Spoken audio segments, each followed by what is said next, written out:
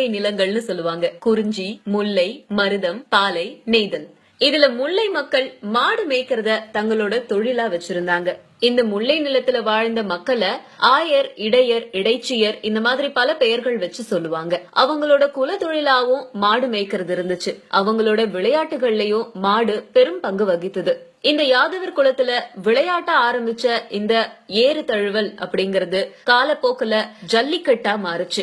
ஜல்லிக்கட்டு அப்படின்னு சொல்லப்படுற இந்த பெயர் முதல்ல சல்லிக்கட்டு அப்படின்னு தான் வந்தது. இதுக்கு என்ன காரணம்னு கேட்டா, மாட்டுக்கு அப்பெல்லாம் கழுத்துல ஒரு வளையம் ஒண்ணு கட்டி வைப்பாங்க. அந்த வளையத்துல 50 வருஷங்களுக்கு முன்னாடி நடைமுறையில இருந்த பேச்சு சல்லிக்காசுன்னு சொல்லுவாங்க. அந்த சல்லிக்காசுகளை அந்த வளையத்துல போட்டு மாட்டுக்கு மாட்டி விட்டுட்டு இந்த மாட்டை யார் அடக்குறாங்களோ அவங்களுக்கு அந்த பண முடிப்பு பரிசா வழங்கப்பட்டுச்சு. இன்னும் சில இடங்கள்ல இது ஒரு வீர விளையாட்டா எடுத்துட்டு மாடு அடக்குறவங்களுக்கு தங்களுடைய பெண்களையே திருமணம் எல்லாம் செஞ்சு வச்சிருந்தாங்க.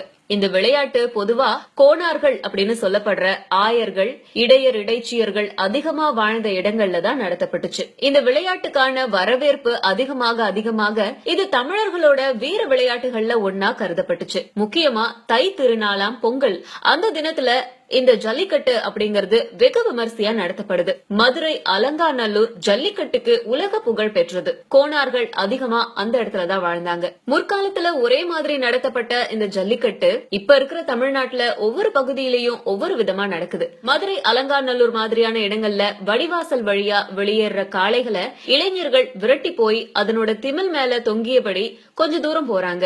வட தமிழகத்துல மஞ்சு விரட்டு அப்படிங்கிற பெயர்ல 20 அடி நீள கயிற்றால காளைய கட்டி 2 பக்கமும் காளைய ஆண்கள் இழுத்து பிடிக்க, ஒரு சிலர் மட்டும் அதுக்கு முன்னாடி போய் நின்னு கொம்புல இருக்கிற பரிசு பொருளை எடுக்க முயற்சி பண்றாங்க. தமிழர் திருநாள் பொங்கல் திருநாள்ல மஞ்சு விரட்டு, ஜல்லிக்கட்டு இதெல்லாம் இப்ப கொண்டாடுறோம். ஆனா அந்த காலத்துல ஆயர்கள் அவங்களோட திருமணம் மாதிரியான விழாக்கள்ல ஏறு தழுவல ஒரே விதமா தான் எல்லாரும் கொண்டாடிட்டு இருந்தாங்க. ஜல்லிக்கட்டுக்கு தடை கேட்டு இப்போ பல பேர் வந்து முன்னின்று இருக்காங்க. ஆனா ஜல்லிக்கட்டுடைய வரலாற்றை முன்னிறுத்தி பல தமிழர்கள் ஜல்லிக்கட்டு எங்களுக்கு வேணும் அப்படின்னு சொல்லிட்டு இருக்காங்க.